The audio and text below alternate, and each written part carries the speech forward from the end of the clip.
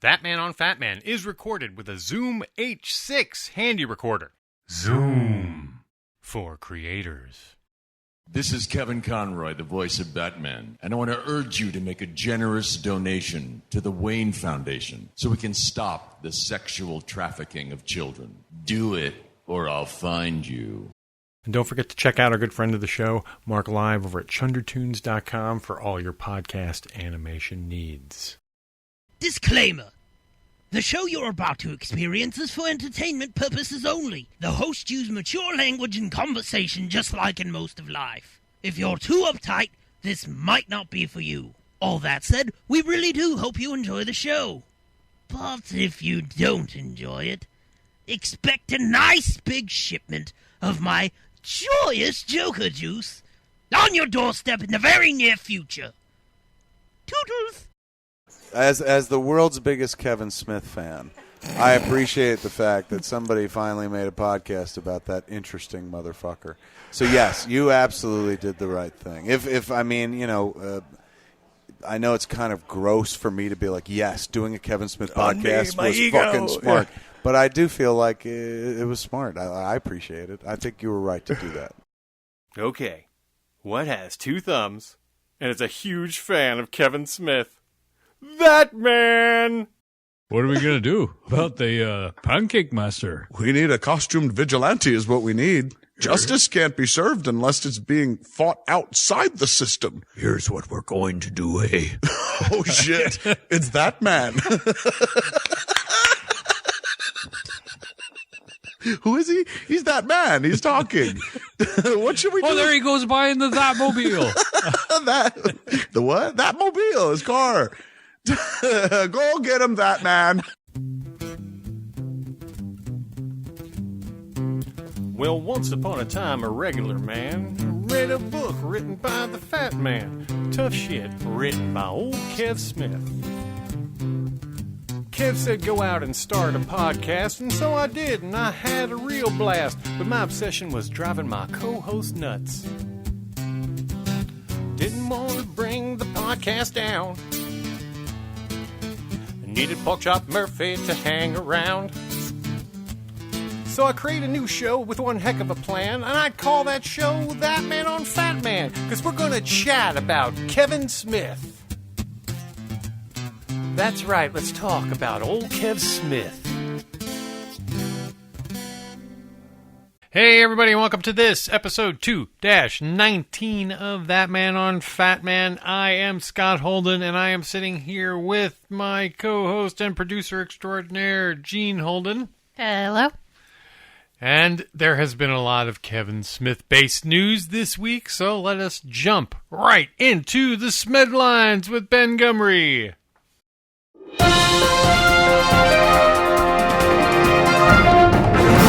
Hello. This is Ben from the blog Indie Mac User with the Smedlines Roundup for the 7th of July 2015. Kevin Smith and Ralph Garman live streamed their podcast Hollywood Babylon for the second time this week, and you can find the recording on YouTube now. Go get him. Also this week, Kevin Smith has teased on Twitter the possibility that Jay and Silent Bob, his characters from the Viewer Skewniverse films, could cross over with his True North trilogy in the upcoming third part of that trilogy, Moose Jaws. Go get him.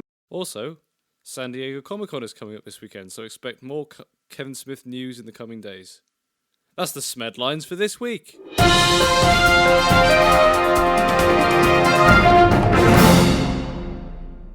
And there you go. Thank you to Indie Mac user Ben Gumry for putting together this week's Smedlines. And there was a lot this week. I know that the big news to many was that Kevin's been talking about bringing Jay and Silent Bob into the Moose Jaws film. Yeah. So crossing over universes. He was just talking about that again in the most recent Babylon with Ralph. Yes, which was really cool. The video. Yeah, if you haven't seen it. Yeah, if you saw the first one and saw a very sort of unwilling or complaining Ralph Garman about the situation, he's much more in the spirit of the second one, and I think they could be moving forward with an actual web show. I have a feeling that could happen. It's so funny. Just the whole microphone thing is so funny. Yeah, it's plus it's always fun to watch Ralph drink. He drank. To me, he drank a lot, but I don't know. Little bits at a time, but it all adds up. Yeah, and he was drinking that Crystal Head vodka. The Crystal Skull. It's like it's Crystal Head. Oh, that's right, Crystal Head. And it's like $90 a bottle. Yep. That's something you definitely want to check out this week. Also, congratulations, I think belated, to Mr. Jason Mewes for 5 years of sobriety or clean time, whatever he chooses to call that. So, a big shout out to you, sir. Good job. Also, Kevin led a big chunk. I mean, he kind of talked a little more about, Yoga Hosers being done and possibly bringing it out on the road, but he really made it clear that he said it's very much like a Bill and Ted with girls. So I can't wait to take more to see this movie. Oh, I know, she's gonna love it. So, yeah. I don't know. Maybe you'll love the fact that you're going with her more than anything. Oh, I already do. And Kevin actually liked a tweet to that effect. He did, which was always good to see. So, this week the interview is with Mr. Joe Imbergio, who is one of the writers or comedy producers for the show Impractical Jokers. And we did this interview a few weeks back, almost a month ago practically. Was that long? Yeah. With him. And it's a fun interview. We did it up at the North South Studios office, just like we did with Casey Jost the month before. There might actually be, I think it might be this this coming Monday, I believe, will be the next staff infection if they're doing one in July. So you may want to check that out. Go check it out at the Pit. We'll talk a little bit about it. That was so much fun. You guys should go. Yeah. And you can also listen to the guys over at Where's Larry Pod. They talk about the couple shows we were at and the one that we're talking about. We actually recorded this the day of that show. We ended up coming back into the city that evening and seeing the Impractical Jokers staff infection show. Yeah, that was a lot of fun. That was like a whirlwind day. We went home and then we came back. Yeah, it was crazy. So we've had this interview sitting for about a month. I couldn't wait to get it out. Towards the end, it gets hilarious. He tells a story about... what the heck is the name of that app? A Snapchat snafu involving a dick pic. Or a dick vid, actually. Wasn't that crazy, too? Because later that night at the staff infection show at the Pit... Well, they definitely made an inside reference to it. Yeah, Jay Miller. Yeah, well, totally. It was totally an inside joke. Like, wait a minute. There was no wait a minute. They knew exactly what they were talking about. Yeah, they knew what they were talking about. Yes. It's funny. So it's like we were in got the inside joke, kind of. Yeah. So also Joe is part of the junior varsity team of the What Say You podcast. And he was also appeared... We talk about an episode of the Impractical Jokers sketch comedy show, which was, short-lived, The Joker's Wild. He was part of that producerial team as well. Yes, he was. So we'll talk a little. You'll hear us talk a little bit about that in this interview that's coming up. Here we go. Here's Joe Imbergio from the North South Studios in New York City. Ladies and gentlemen, once again, we're at the offices of the North-South Studios, and we're joined today by another one of Impractical Jokers writers. Hello. Joe Imbergio. How's it going? It's going well. I'm all psyched now that we're finally here. Yeah. Scott, I got to say, you have a very soothing voice. Thank you. This is nice. And I'm hearing in the headphones now. I'm really immersed. Thank you. Yes. The last time we were here, we were interviewing Casey Jost, and we were... very happy that you wandered by, and Casey called you in, and we were like, oh, good, we got another one to talk to. Yeah. And we were glad you ensnared me. Yes, to bring you on the show. So tell us what brought you into this wacky world of Impractical Jokers, which ties into Kevin Smith in a roundabout way. Sure. I don't even know. I mean, I kind of like most things in my life seem to have found my way into it, like a lost school child or something. I've known Sal for a long time, similar to Casey, just from the bars in Staten Island and the infamous the Cargo Cafe, Cargo Cafe, 120 Cargo Bay Cafe. Which, And, if you Google cargo, still brings up that bar. Yeah, they still have business cards there that say 120 Bay Cafe, and then right under it says Cargo Cafe. Ah. So I don't know. They haven't quite shed that nomer. But yeah, so I've just kind of known them peripherally, and Casey and I grew up together.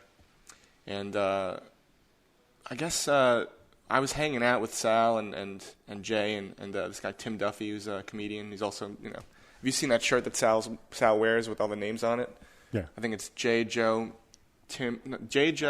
Sal, Jokes, and Tim Duffy in that shirt. I think we're interviewing Tim Duffy later this week. Oh, great. So there you go. So you'll have almost the whole Another crew. rung, yeah. Yeah. The whole mafia. That was the Boys Night Out crew. We would just go out, when Sal had more free time, which he's like so busy these days. They all are. But yeah, so I just kind of like got to know the group, and Sal had mentioned that they were accepting writers' packets, and I didn't really know the other guys too well.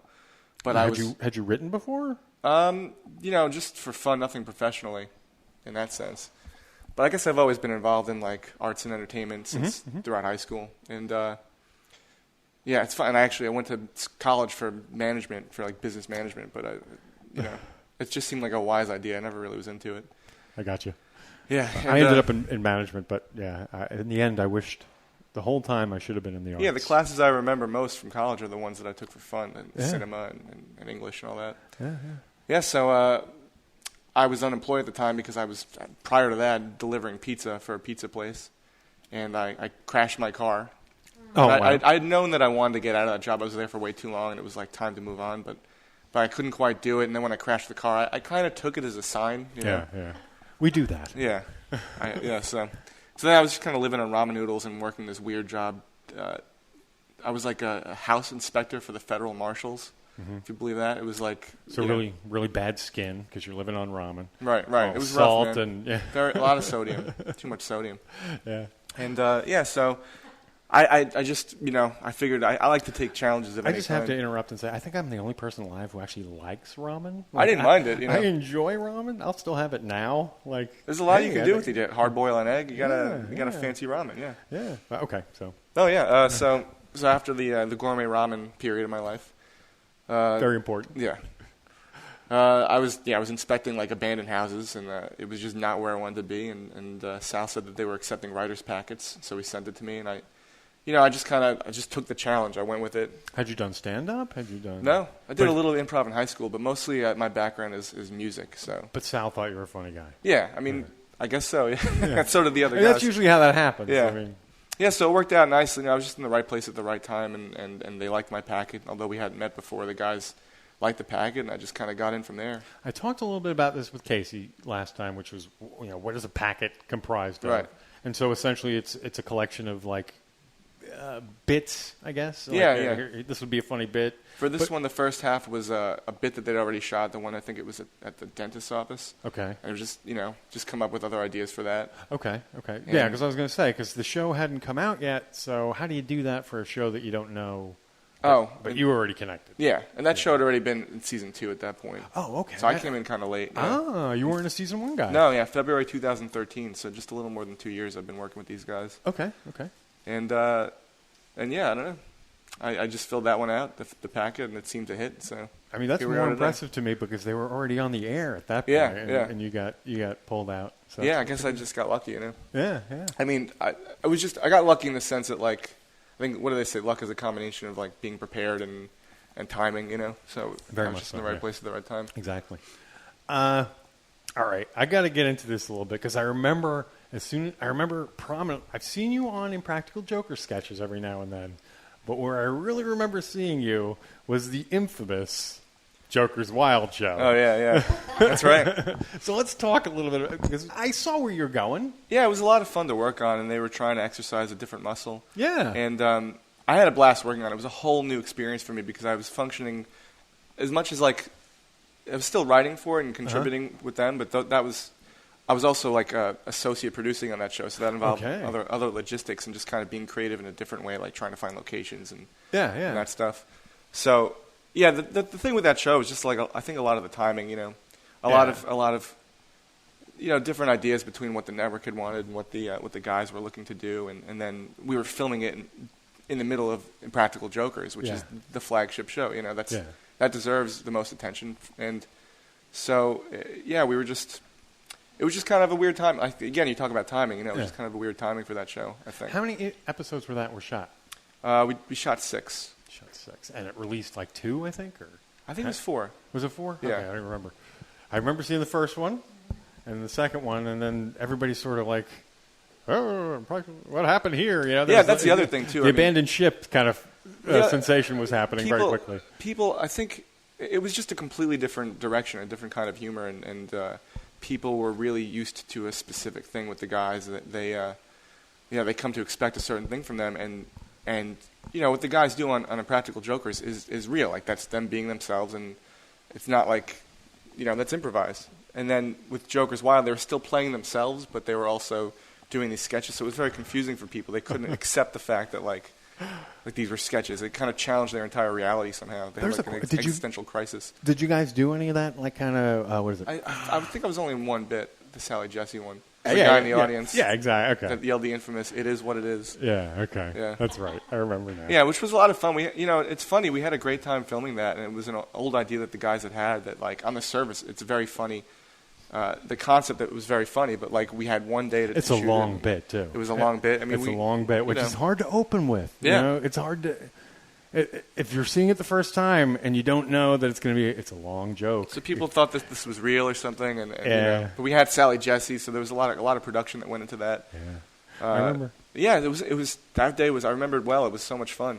That was like a little over a year ago, and it's just fun. I just didn't expect it to go over the way it did, but it was very strange because it seemed like a slam dunk. It's like, oh, okay, this makes sense. These guys are setting themselves up because they've got this hit, The Impractical Jokers, but their roots are in sketch comedy, so now they're setting themselves up so that they have a place to go. Because let's face it, eventually everyone's going to know who The Impractical Jokers are, and you're not going to be able to go and set people up as easy. That's the problem with it. The better the show, the bigger the show gets, the more difficult it is. Yeah, it becomes. Although in the city, it's been doing all right. Which is so people weird. Don't really.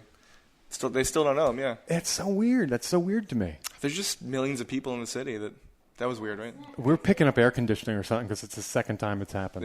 Yeah, it's gotten quiet all of a sudden. The mood changed. Yeah. Yeah, but they're still getting away with what they're doing, so that's good. So as a writer.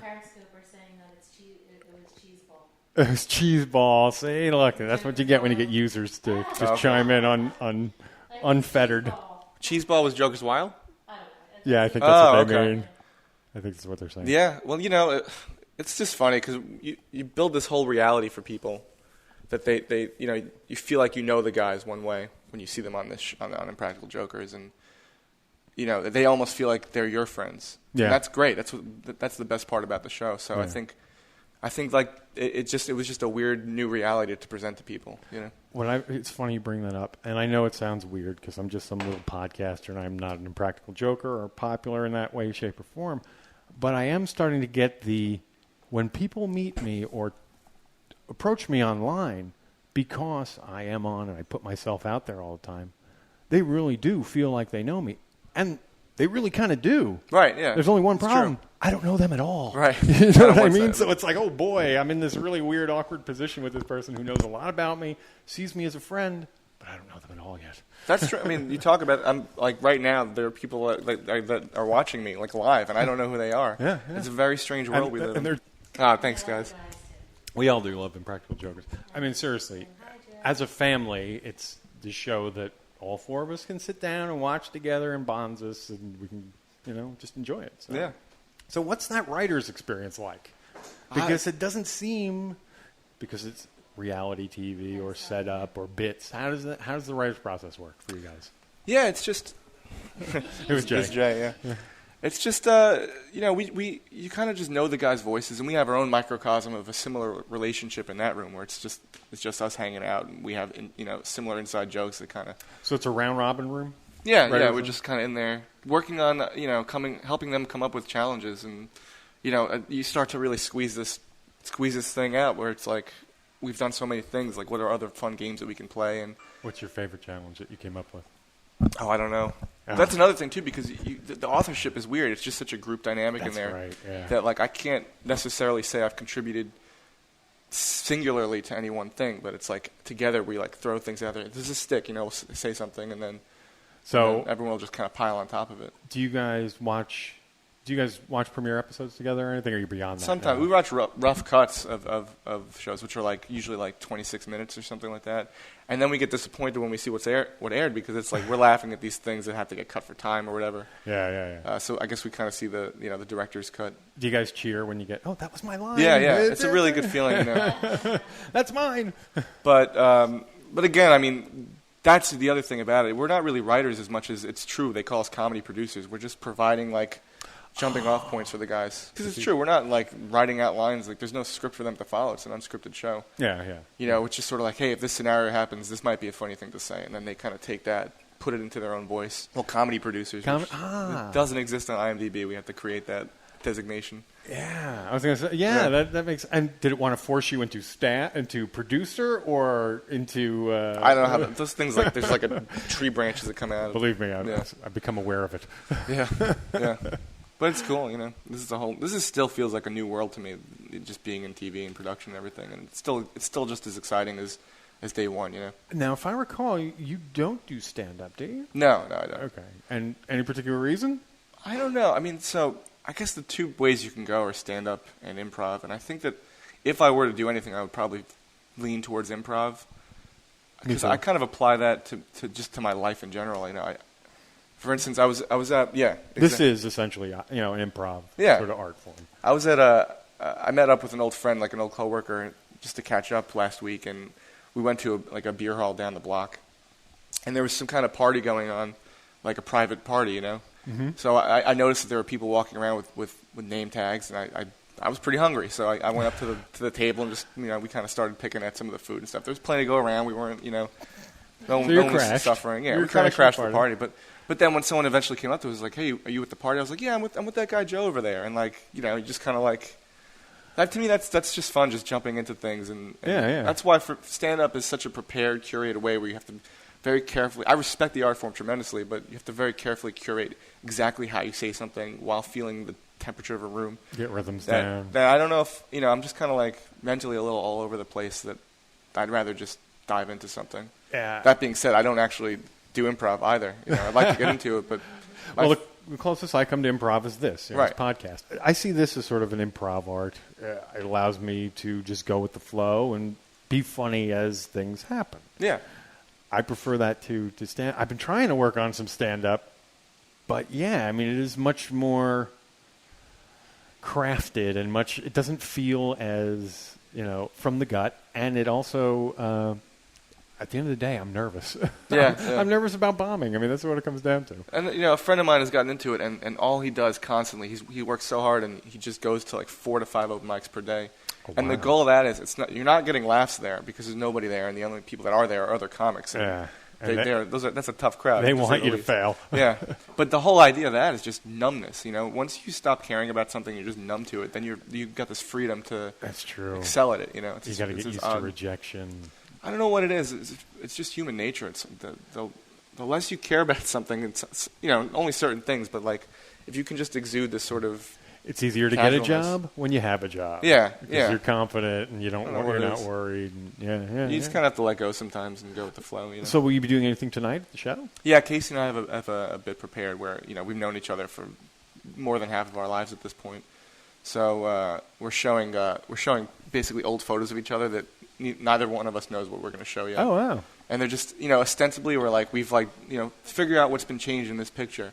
But that's just a red herring. We're just showing very embarrassing pictures of each other and making fun of each other. I love this because I went to Jay's show a few months back, and I love what you... and I love what you guys are doing with that. It's just, like Jay does songs and shit, and it's not the typical stand-up act. It's just... Which is tricky, and especially around here, because stand-ups hate that stuff. They don't give you any kind of respect. Oh, do they? Yeah. Well, but I understand I'm on the other end, I'm like, stand-up's getting a little tired, to tell you the truth. How many times can you hear fucking somebody rip off Jerry Seinfeld? Right, sure. Well, it's a divergent thing, because you're there to entertain people, basically. That's it. So there's something to be said about doing that. Yeah. With some kind of prepared bit, but then I was just thinking about Jay in that suit singing "We Built the City on Rock and Roll." that suit's been around for a while. I've worn it. He's worn it. Our friend Kevin You Devine's wore worn the it. suit? Yeah, I guess it's a one-size-fits-all suit. Yeah, I guess so. Yeah. We were at, yeah. You guys should all be scared of the camel toe effect. Right. No, I don't know. He's a little taller than me, but it shrinks to fit. So. Spandex. Yeah, exactly. You gotta love Glittering spandex. It's sequence, actually. Yeah. Oh, that's right. I don't know where he got that made. I'm sure, a specialty shop. I know Jenny. Do you guys know? Do you know Jenna Noel from Driving Miss Jenny? Do they hound you guys too? I don't think so. No. Oh wow. We'll have to get You'll her. get to them. Yeah. Okay. Or they'll get to you. I'm working my way through the. We know they're hounding Jay all the time. Oh, okay. They got him on the show. They also hounded Jiggy. They got Jiggy. Hounding sounds a little negative. All right. Well. They're aggressive. They're very yes. They're Yeah. very sweet. Hey everybody, it's Scott Holden here. I want to take a moment to talk to you about an Indiegogo campaign that we started. Recently, we were sort of inspired, and right here on this show, we were inspired to do a documentary about podcasting. We started telling friends about it, and they became very enthusiastic and started lending their support. We quickly realized that this could be a real thing, with friends like Bob Hawke, Dave Madison, Scott Chiaffo, Scott Meany, and Ben Gumry lending their support to this project. If you would like to lend your support to this project, please go to igg.me/at/podcast movie and help us out. You can also go to whatsapodcastmovie.com. We really appreciate your assistance. We hope you can help us out in any way you can. There's many perks. And we appreciate anything you can do, even if it's just pass the word on. Thank you. This is only my second podcast. Well, other than the junior varsity stuff, this is only the second That's one I've been right. invited to. That's the other thing I forgot to even mention. Shit. How did Oh, I yeah. forget to even say that? That's such a big point. Yes. There's many people out there who will know you from Yeah. the JV team on What Say You. Yeah, and I wish Casey and I could do more, but we're just both so big. I mean, he lives in Brooklyn, I live in Staten Island, that it's just hard to get together. I was going to say, there was like a big gap there, too, Yeah. because until last week, they didn't have a show since the... I didn't even know that that there was a gap. I would Yeah. have pushed harder, but we've both been like tremendously busy, Casey and I. So, even it's just I don't know. It's tough, man. You got to It's bother tough to that stay consistent. that producer, Chris Ladondo. Oh yeah, He'd be like, sure, get it out there, because apparently he gets all the grief when Oh, they okay. go without a show now. Okay, Like yeah. they all just send Okay, slings I'll and run it up arrows. the channels then. Yes. Get Chris's approval. Yeah. For the folks out there, we should say that we are periscoping this as we do it right now.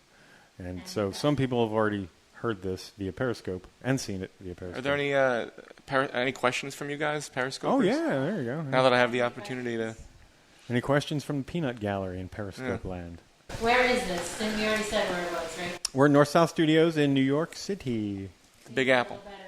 I do want to get into music because you said you're a musician. So I believe you're in a band as well. Yeah, I'm in a bunch of bands, and yeah, I'm at one point my record was 7 bands at one time. Right now, I think I'm in 3, maybe. Okay. Hard to keep track. What do you play? Primarily bass, and I've been playing more Okay, guitar, so- which is great. That's how I started. Oh, okay. So you're a guitar player turned bass player. Yeah, well, very briefly. I've been a bass player most of my life. Okay. but- So do you consider yourself a bass player? yeah, Do definitely. you play with a pick? No. Okay. Then you're a Fuck bass picks, yeah. You're a bass player. Yeah. Although, it sounds nice. Every And now that's then, why but you're in 7 bands. Right, Or yeah. were, because bass players are very hard to find. drummers and bass players. Oh my God, drummers are impossible to find. Really? Yeah. I'm a drummer. So Oh, really? I've never had any problem finding a drummer. Yeah. That's That's true. I've had problems finding bands. Right. It's That's, tricky, man. Yeah. And then I'm in so many, so there's only so much time you can devote. But even I don't know. Even with bands, I try and I've been playing so long that I'm trying to even expand the idea of what the band should be doing. Okay. My primary band is called Bueno, and we Bueno. yeah, we're putting out a 7-inch in a couple of months, and Ooh, nice. yeah, I'm very excited for it. And we just improvise all the time. The ladies like the 7-inch. They do. It's a good size. Yeah. For those who don't know, a 7-inch is an old-fashioned, LP, but Vinyl they play it record. on 45 speed. But we were doing the old double entendre. Yes. Yes. So it's played on 45 as opposed to 33. Since it is cutting. Who would have even thought that we'd be carrying record player lingo into this. I know. Into this. Casey was talking about it when he was on as well, right? Vinyl. Yeah, because it sort of saved the record industry. Yeah. He used to make fun. He's funny because he used to make fun of me because I was talking about cassettes. They've come back like huge again, you know. Which is so funny to me. Because that's a dead media. I know. People just want. Yeah, people just want something, a physical thing, a physical copy of something. Because now that everything is so ephemeral, you can just have something for free that nothing really matters anymore. You kind of need a monument to whatever the music was. Yeah, I understand that. Yeah, and what do you call it? LPs work very well that way, but cassettes? It's similar. You can overwrite it. That's true. I mean, that's your call, I guess.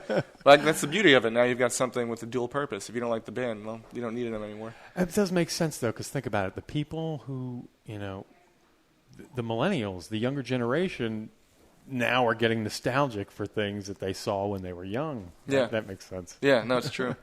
But the cassettes are cool because you have a side A and a side B on those, so it's kind of like a portable vinyl, yeah. But holds a lot more. Yeah.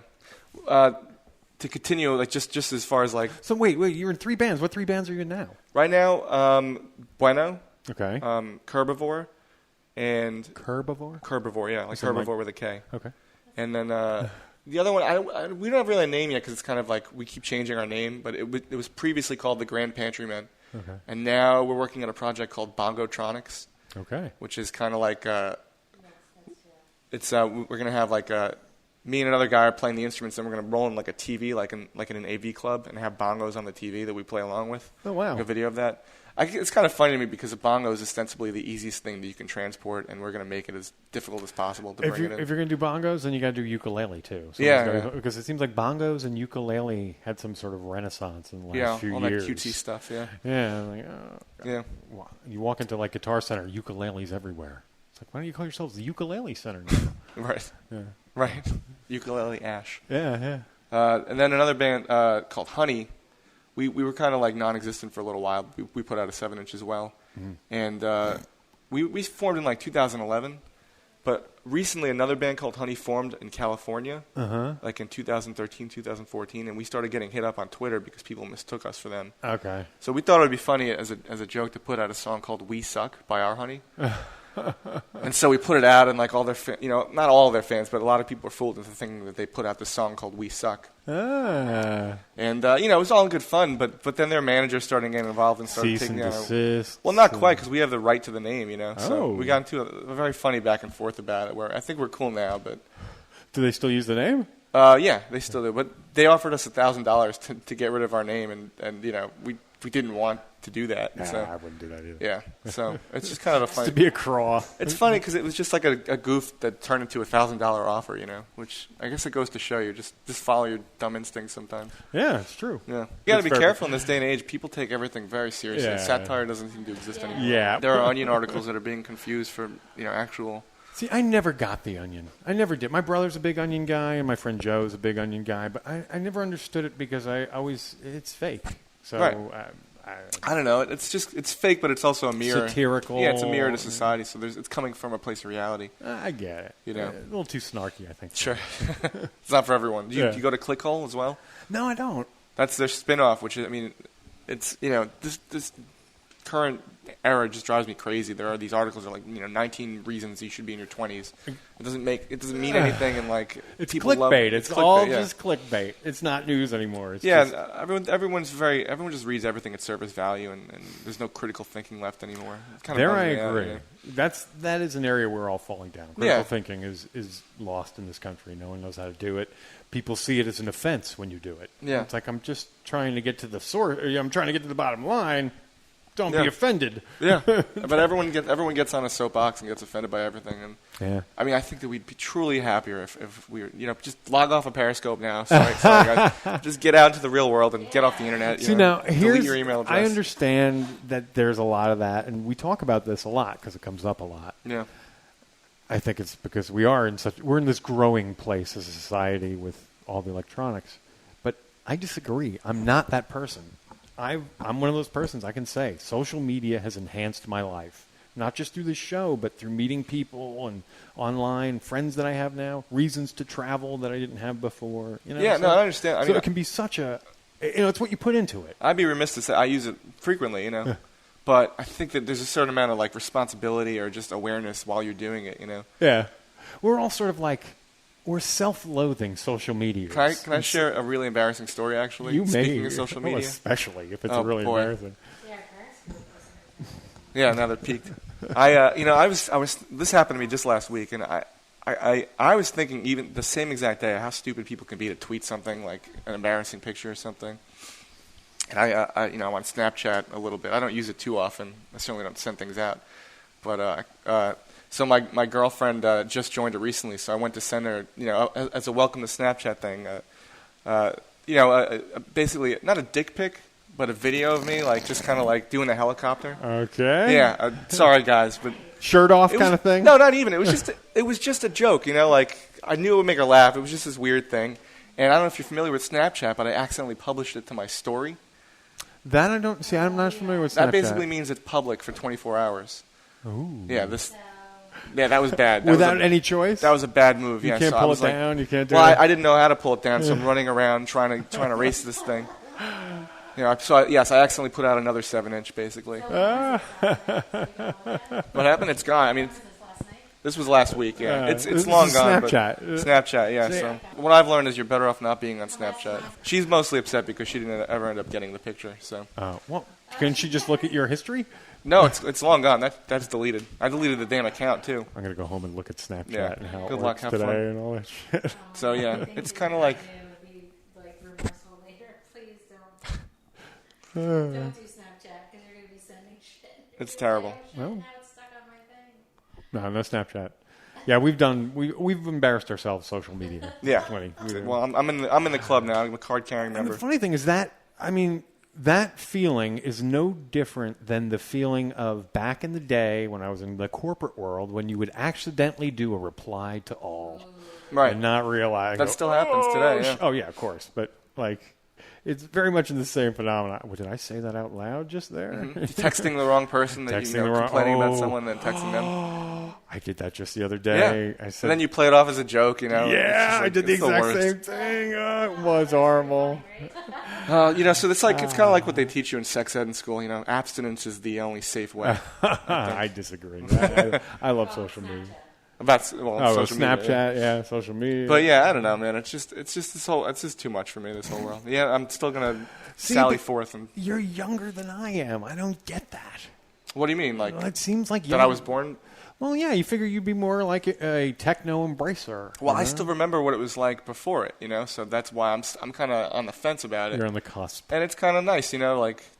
See, but I remember to know that you call someone up and then have to plan to meet them, and that was it. I think I know what it is. See, you're how old are you? Like maybe 35? No, I'm only 28. Oh, so you're a lot younger. Yeah. Okay. Wow, I just aged you up. Yeah. I just assumed that you were the closer beard. to your and your compatriots are all in that age. But you sort of remember those things with nostalgia. But I'm old enough to remember the pain in the ass aspect sure, of it. I know. So trust me, cassettes, pain in the ass. CDs, eventually pain in the ass. Oh, yeah. Because you got to, if you've ever moved, you have to carry all that shit with you. Yeah, my trunk in my car, when it crashed, when I was unloading everything out of it, it was just full of CDs. That's why I love digital now. You don't have to worry about that once everything's up there.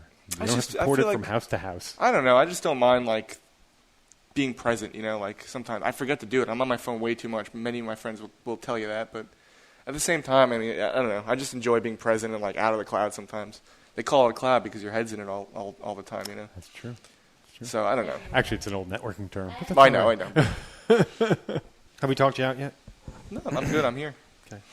So it's your day off too. Yeah.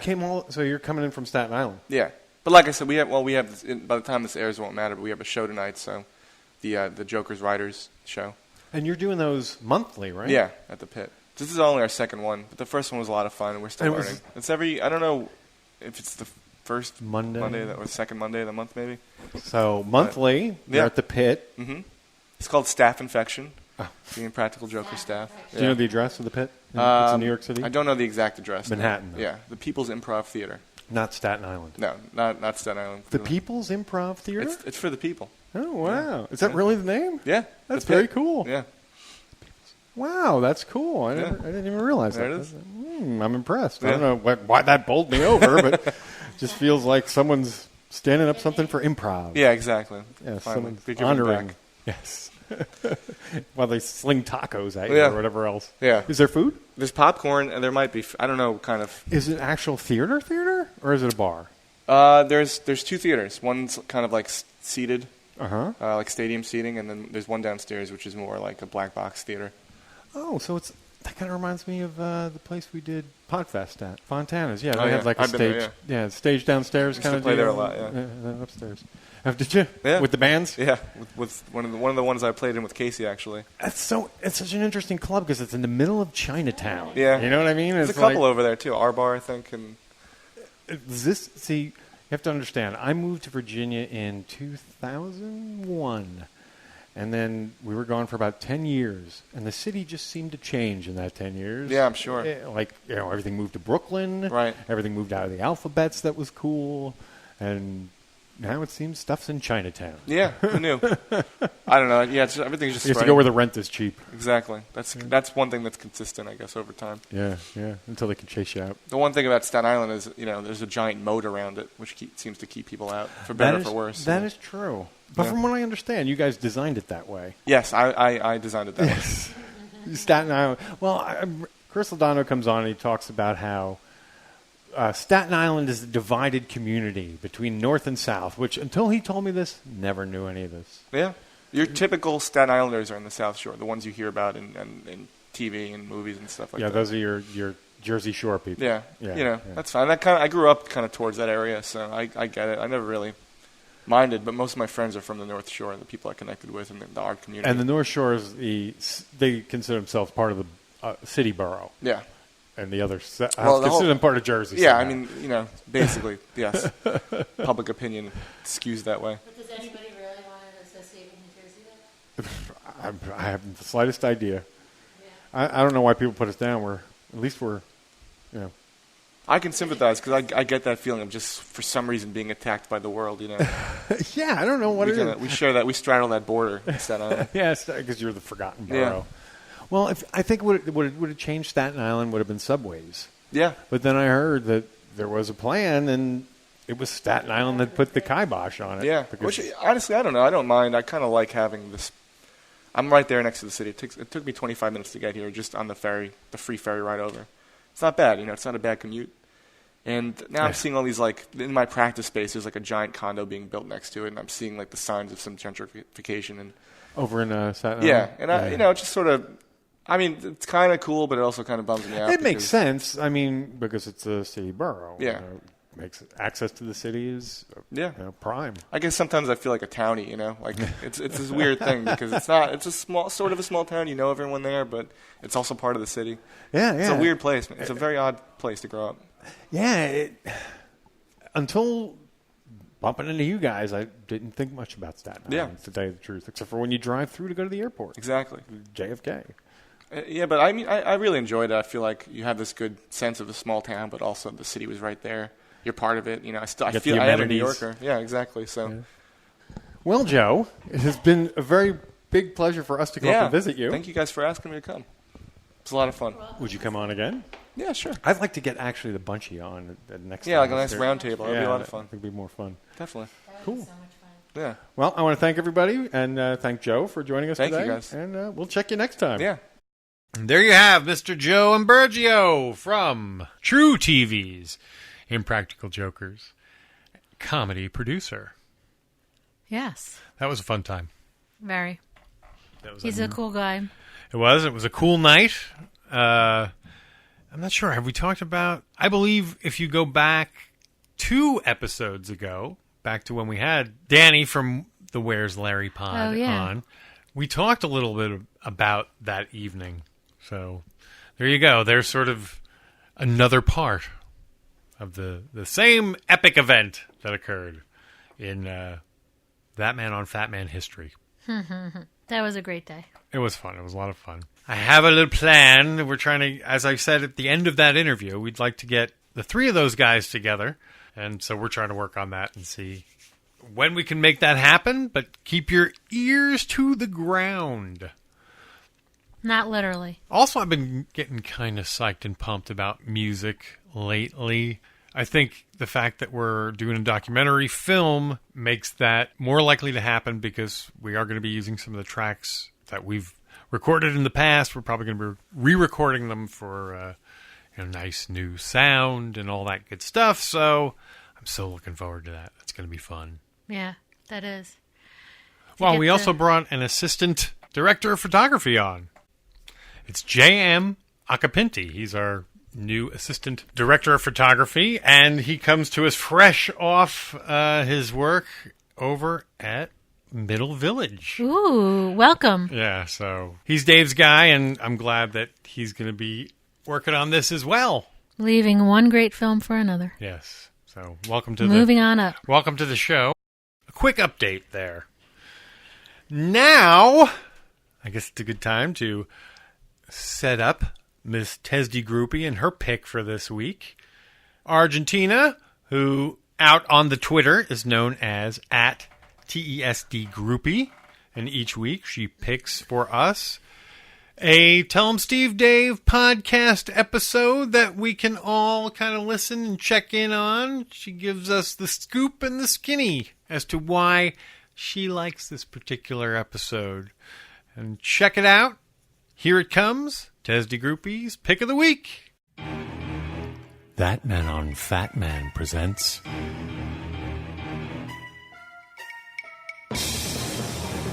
@TESD Groupies.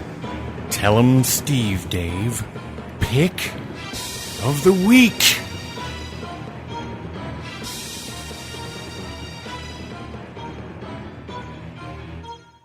Hi, and welcome to the TSD Pick of the Week.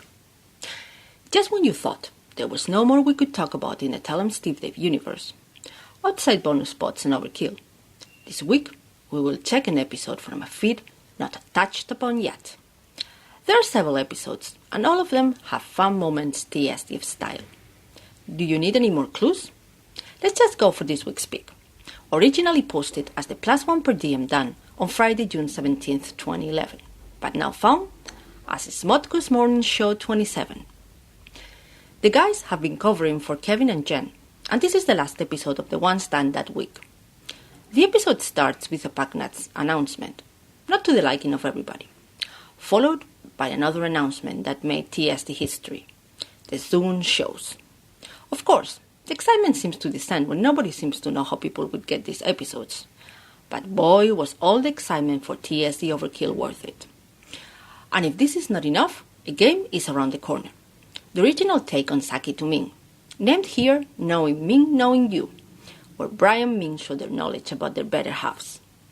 A listener submits an award idea about the best Tell 'em Steve Dave moments. But the best moment of all, prompted by an ad, is finding out Walt has written a song. So the guys decide to do a contest. And until the lyrics are posted on internet, Walt reads them. Need I say the song? I sell comics. If this is not enough, Walt talks about going with Sandy Jeff to see Alice Cooper, and talks about asking Count Basie's policy on sitting down.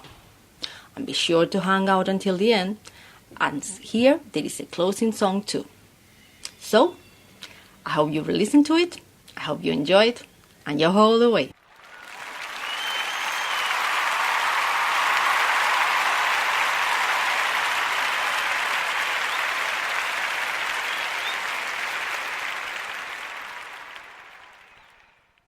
And there you have Miss Groupie. Yay. TESD Groupie. @TESD Groupie's Pick of the Week for this week. Love, love, love, love, love you. All the way from Barcelona, Spain. So, there you go. Hope you enjoy that. Hope you enjoy listening to those each week. I know I do. Let's see what's coming up on the schedule. Well, I know next week we will be joined once again by our buddy over there at Gallifrey Stands. Ooh, our British bud. Yes. Some folks know him as Brit Ant out on the Twitter. He's been on this show before, and he was on BCJ as well. We're glad to have him back. That's Dr. Squee from Gallifrey Stands. So check that out next week.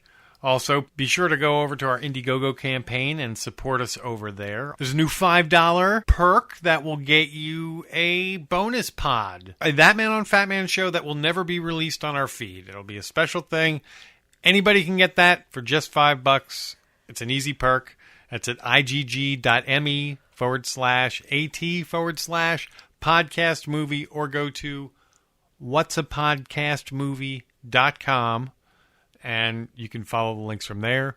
There's links from ThatMan on fatman.com. So there's all different ways to get over to this Indiegogo campaign for the film. We really would appreciate you helping us out. Thank you on that. Thanks, guys. Let's see. Every little bit helps. Yeah. I think that that wraps it up for this week. Thank you, everybody, for who downloaded the shows that we guested on last week. Oh, yeah. We appreciate it. I'm sure they appreciate it as well. Make sure to subscribe to those shows and also leave them reviews. Please leave us a review if you listen on iTunes. We're also on Stitcher, which I believe you have to go on the web to leave a review on Stitcher. We're also on SoundCloud. You can leave a review there. And, you know, all of that is appreciated. That those reviews mean a lot to people looking at our show. And we appreciate it, especially on iTunes. So thanks a lot. We hope you enjoy this week's edition of ThatMan on Fatman. And we'll be back next week with Dr. Squee. So until then, you guys know you're smart and you're good.